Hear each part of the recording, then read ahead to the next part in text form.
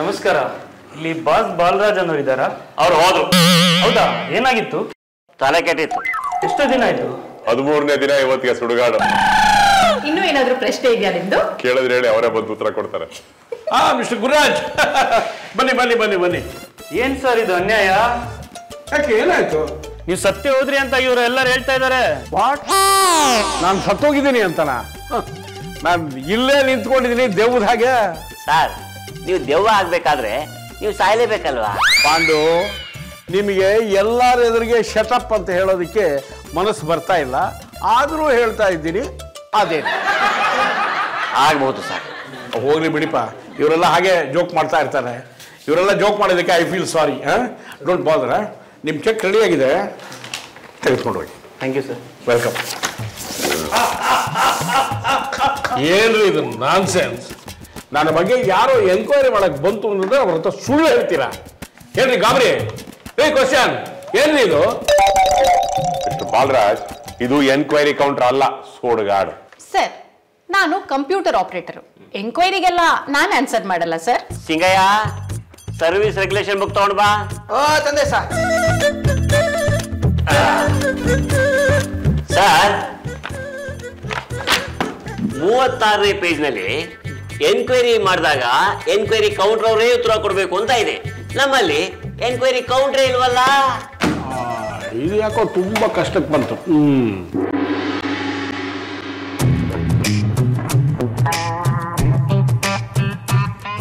ಸಿಗ ಏನೇ ಅದು ಬೆಳಿಗ್ಗೆ ಅಸಹ್ಯ. ಕಿವಿನಲ್ಲಿ ಬೆಲ್ಲಿಟ್ಕೊಂಡು ಕೊಳುತ್ತಾ ಇರ್ತೀಯ, ಗಲೀಜು ಅಸಹ್ಯ ಅಂತ ಅನ್ಸಲ್ವಾ ನಿಂಗೆ? ಕಿವಿ ಗುಯ್ ಗುಡ್ತಾ ಇದೆ ಸರ್, ಏನೋ ಸೇರ್ಕೊಂಡ್ಬಿಟ್ಟಿರ್ಬೇಕು. ಹಾವು ಚೇಳುಗಳೆಲ್ಲ ಹೋಗಿ ಸೇರ್ಕೊಂಡ್ಬಿಟ್ಟಿರುತ್ತವೆ. ಹೌದು ಸರ್, ನಮ್ಮ ಮನೆತವ ಸಿಕ್ಕಾಪಟ್ಟೆ ಅವುಗಳವ ಸರ್. ಈ ಸಣ್ಣವಿರುತ್ತಲ್ಲ, ಅದೇನಾದ್ರೂ ಕಿವಿ ಒಳಗಡೆ ಸೇರ್ಕೊಂಡ್ಬಿಟ್ರೆ ಮೆದುಳನ್ನೆಲ್ಲ ತಿಂದಾಕ್ಬಿಡ್ತದೆ ಸಾ. ನಿನಗೆ ಮೆದುಳಿದ್ರೆ ತಾನೆ ದಿನಕ್ಕೆ. ಅದು ಸರಿ. ನಿಮ್ಮ ಆಫೀಸ್ ನಲ್ಲಿ ಕೆಲಸ ಮಾಡ್ತಿರೋದು ಅಂತ ಹಾವು ಗೊತ್ತಾದ್ರೆ ಹತ್ತನೇ ಬರಕ್ಕಿಲ್ಲ ಬಿಡಿ. ಅದ್ಯಾಕೆ? ತಲೆ ಇಲ್ದೇ ಇರೋರು ತಾನೆ ಈ ಆಫೀಸ್ ನಲ್ಲಿ ಕೆಲಸ ಮಾಡ್ತಾ ಇರೋದು. ಏನಯ್ಯ ಅಂದ್ರೆ? ಮತ್ತಿನ್ನೇನ್ ಸಾ, ಜುಜಿಗೆ ಒಂದ್ 10,000 ರೂಪಾಯಿ ಜಾಸ್ತಿ ಮಾಡಿ ಅಂತ ಕೇಳ್ಕೊಂತಾನೆ ಇದ್ದೀವಿ. ಕಿವಿ ಮೇಲೆ ಹಾಕಂತ ಅಲ್ವಲ್ಲ ನೀವು ಮಾತ್ರ ಕಾರಲ್ಲಿ ಜುಮ್ ಅಂತ ಓಡಾಡ್ತೀರಾ, ಏಸು ರೂಮಲ್ಲಿ ಮಲಗ್ತೀರಾ. ಇದು ಬಿಟ್ರೆ ಇನ್ನೇನ್ ಸಾರ್ ಮಾಡ್ತಾ ಇದೀರ ನೀವು? ಶಣ ಪೈಸ, ಇದೊಂದೇ ನಿಮ್ಗೆ ಚೆನ್ನಾಗಿ ಗೊತ್ತಿರೋದು. ಏನಯ್ಯ, ಆಫೀಸಲ್ಲಿ ಎಲ್ಲರೂ ನನ್ನ ವಿರುದ್ಧನೇ ತಿರುಗಿ ಬೀಳ್ತಾ ಇದ್ದೀರಾ? ಚೆನ್ನಾಗಿ ಕೈ ತೊಳ್ಕೊಂಡು ಫೈಲ್ ಮುಟ್ಬೇಕು ಹೇಳಿದ್ದೀನಿ. ಗಲೀಜ್ ಕೈನಲ್ಲಿ ಏನಾದ್ರು ಫೈಲ್ ಮುಟ್ಟಿದ್ಯೋ ನಾನು ಸುಮ್ಮನೆ ಬಿಡೋದಿಲ್ಲ ನಿನ್ನ. ಆಯ್ತು ಬಿಡಿ. ತೀರಾ ಕೈ ನಾನು ಕೊಳಕ್ಕ ಗೆಲೋಡಿ. ಸಿಂಗ ಸಿಂಗ ಎಲ್ಲ ಹಾಳಾಗಿ ಹೋಗ್ಬಿಟ್ರು. ಒಬ್ರು ಪತ್ತೆನೇ ಇಲ್ವೇ?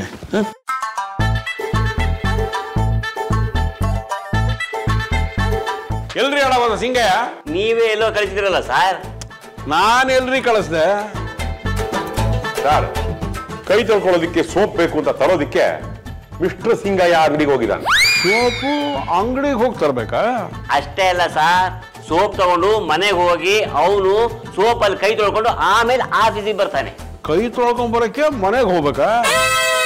This is too much. Sir, ಅದು ಅವ್ರ ಸ್ವಂತ ಗಲೀಜಲ್ವಾ ಸರ್, ಹಾಗಾಗಿ ಮನೆ ನೀರ್ನೇ ಬಳಸಬೇಕು, ಆಫೀಸ್ ನೀರ್ನ ಬಳಸೋ ಹಾಗಿಲ್ಲ ಸರ್. ಇದು ರೂಲ್ಸ್ ಅಂಡ್ ರೆಗ್ಯುಲೇಷನ್ ಅಲ್ವಾ ಸರ್? ಓಹೋ, ಹೌದಾ? ಸರಿ, ನಾನು ತೋರಿಸ್ತೀನಿ ಏನು ಅಂತ.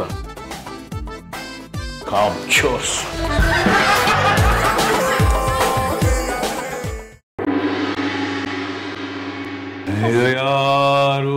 Good morning everybody. ನಾನೊಂದು ಮುಖ್ಯವಾದ ವಿಷಯ ನಿಮ್ಮ ಹತ್ರ ಮಾತಾಡಬೇಕಾಗಿದೆ. ಮಾತಾಡಿ, ನಾವೆಲ್ಲ ಆಗ್ಲೇ ಕೂತಿದ್ದೀವಿ. ಏನ್ ಹೇಳ್ಬೇಕು ಹೇಳ್ಕೊಳ್ಳಿ. ಇದು ಒಂದು ಸ್ಟ್ಯಾಂಡಿಂಗ್ ಕಮಿಟಿ ಮೀಟಿಂಗ್ ಬಗ್ಗೆ ಮಾತಾಡ್ಬೇಕು. ಸ್ಟ್ಯಾಂಡಿಂಗ್ ಸ್ಲೀಪಿಂಗ್ ಕಮಿಟಿ ಇಲ್ವಾ? ಸ್ಲೀಪಿಂಗ್ ಹೋಗಿ ಸರ್, ನನಗೆ ನಾಚಿಕೆ ಆಗುತ್ತೆ. ನೋಡಿ ಸರ್, ನೀವು ಸ್ಟ್ಯಾಂಡಿಂಗ್ ಕಮಿಟಿ ಮಾಡ್ತಿರೋ, ಸಿಟ್ಟಿಂಗ್ ಕಮಿಟಿ ಮಾಡ್ತಿರೋ, ಸ್ಲೀಪಿಂಗ್ ಕಮಿಟಿ ಮಾಡ್ತಿರೋ, ನಮಗ್ ಬೇಡ. ಅದೇನ್ ಹೇಳ್ಬೇಕು ಅಂತಿದ್ದೀರೋ ಇಮಿಡಿಯೇಟ್ ಆಗಿ ಹೇಳಿ ಮುಗಿಸ್ಬಿಡ್ಗಾಡು. ನೋಡಿ, ಈ ಮ್ಯಾನೇಜ್ಮೆಂಟ್ ವಹಿಸ್ಕೊಂಡು ಈ ಕಂಪನಿದು ನನಗೆ ಸಾಕಾಗಿ ಹೋಗ್ಬಿಟ್ಟು.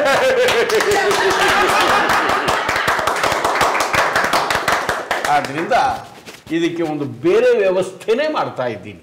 ನನ್ನ ಹೊಸ ವ್ಯವಸ್ಥೆ ಪ್ರಕಾರ ನನ್ನ ಬಾಸ್ ಅಂದರೆ ನನ್ನ ಶ್ರೀಮತಿ ಅಂದರೆ ನನ್ನ ಹೆಂಡತಿನ ಇಲ್ಲಿ ಕರ್ಕೊಂಡು ಬಂದಿದ್ದೀನಿ. 1 ತಿಂಗಳ ಮಟ್ಟಿಗೆ ಪವರ್ ಆಫ್ ಅಟಾರ್ನಿ ಕೊಟ್ಟು ಈ ಆಫೀಸಿನ ಸಂಪೂರ್ಣ ಜವಾಬ್ದಾರಿ ಇವರಿಗೆ ವಹಿಸ್ತಾ ಇದ್ದೀನಿ. ಆಫೀಸಿನ ಕಂಪ್ಲೀಟ್ ಕಂಟ್ರೋಲ್ ಇವರದೇನೆ. ಇನ್ನು ಮೇಲೆ ಇವರೇ ನಿಮ್ಮ boss. Thank you mister Balaraj. You are welcome madam. ನಮ್ಮ ಸ್ಟಾಫ್ನ ಸ್ವಲ್ಪ ಇಂಟ್ರೊಡ್ಯೂಸ್ ಮಾಡ್ಬಿಡ್ತೀನಿ. ಈಕೆ ಕ್ಲೀಶಾ, ಪಾಂಡು, ಗಾಬರಿ ಗೋಪಾಲಯ್ಯ, ಕ್ವಶನ್ ರಾವ್, ಅವ್ನು ಸಿಂಗಯ್ಯ, ನಮ್ಮ ಪ್ಯೂನು. ನಾನು ಪೊಲೀಸ್ ಇಲಾಖೆಯಿಂದ ನನ್ನ ಕೆಲಸಕ್ಕೆ ರಿಸೈನ್ ಮಾಡಿ ಇಲ್ಲಿಗೆ ಬಂದಿದ್ದೀನಿ. ನನಗೆ ಡಿಸಿಪ್ಲಿನ್ ತುಂಬಾ ಮುಖ್ಯ. ಡೀಸೆನ್ಸಿ ಇರ್ಬೇಕು. ಡೀಸೆಂಟ್ ಅಂದ್ರೆ ಏನ್ ಸರ್? ಮಿಸ್ಟರ್ ಸಿಂಗಯ್ಯ ಅವರೇ, just A minute.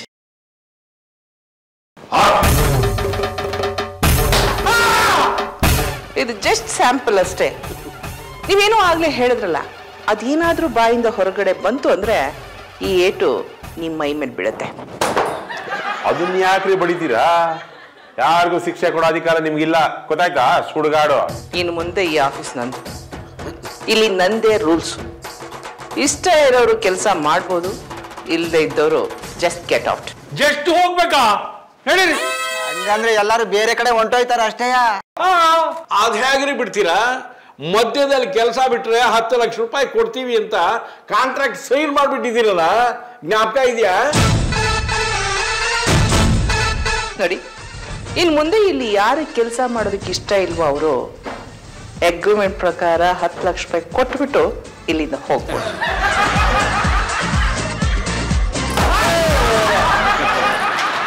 Thank you dear. Best of luck. Take care. Singayya madam ಬಂದೆ ಮೇಡಮ್. ಒಳಗಡೆ ಚೇರು ಟೇಬಲ್ ಎಲ್ಲ ಒರೆಸಿಟ್ಟಿದ್ಯಪ್ಪ? ಬೆಳಿಗ್ಗೆನೆ ಒರೆಸಿಟ್ಬಿಟ್ಟಿದ್ದೀನಿ ಮೇಡಮ್. ನಾನು ಇಲ್ಲಿಗೆ ಹೊಸ ಬಾಸು. ಹಳೆ ಬಾಸ್ ಕೂತಿರೋ ಟೇಬಲ್ ಚೇರ್ ಮೇಲೆ ನಾನು ಕೂತ್ಕೊಳ್ಳಲ್ಲ. ಹೋಗು ಹೊರಸು.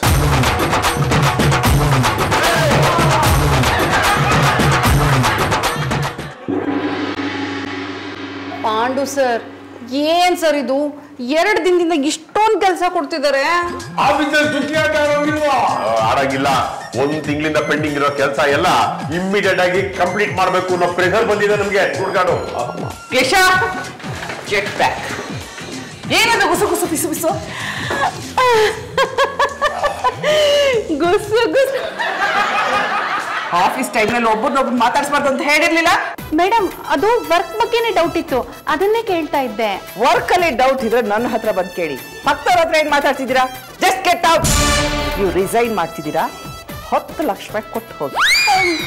ಇಲ್ಲ ಮೇಡಮ್, ನನ್ನ ಹತ್ರ 10 ಲಕ್ಷ ರೂಪಾಯಿ ಇಲ್ಲ. ಹಾಗಿದ್ರೆ ಬಾಯ್ ಮುಚ್ಕೊಂಡು ಕೆಲಸ ಮಾಡಿ.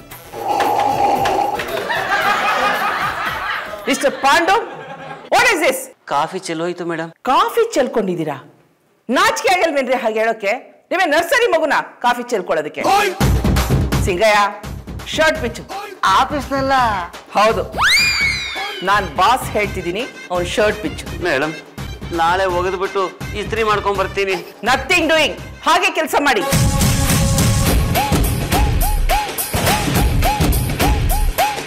ಮೇಡಮ್, ಶರ್ಟ್ ಇಲ್ದರೆ ಹೇಗೆ ಕೆಲಸ ಮಾಡೋದು? ನಾಚಿಕೆ ಆಗತ್ತೆ. ಮನೆಗೆ ಹೋಗಿ ಶರ್ಟ್ ಚೇಂಜ್ ಮಾಡ್ಕೊಂಡು ಬನ್ನಿ. ಬರೋಷ್ಟರಲ್ಲಿ ಆಫೀಸ್ ಟೈಮು ಮುಗ್ದಿರುತ್ತೆ. ಲೀವ್ ಅಪ್ಲೈ ಮಾಡಿ. ಅದು ಲೀವ್ ವಿತೌಟ್ ಪೇ.